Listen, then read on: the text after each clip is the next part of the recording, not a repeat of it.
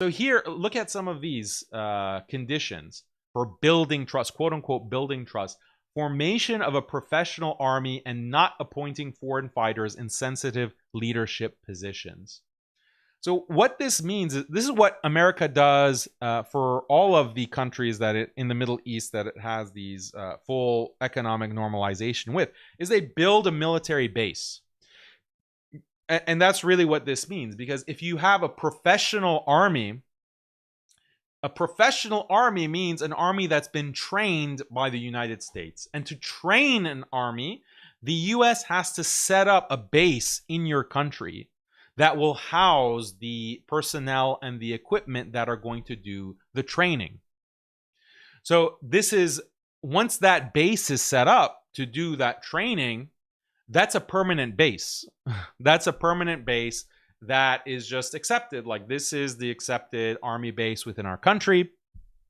And this is part of the security agreement that we have with the United States. So this is the first condition.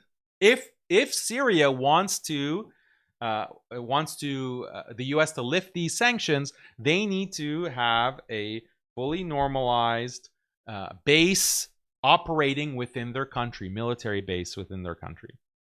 And of course, when you have a U.S. military base in your country and you have all these military personnel, 2,000, 3,000, 4,000, 5,000 military personnel in your country, a lot of them are going to be CIA.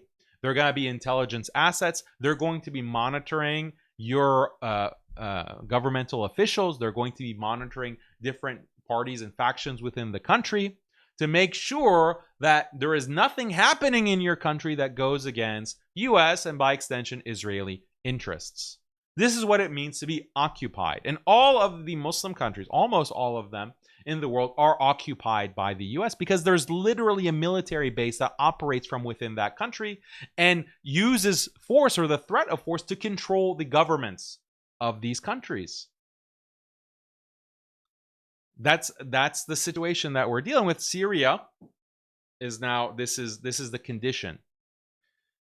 And you can't have foreign fighters. What do you think that means? That means your military is going to be controlled by the United States.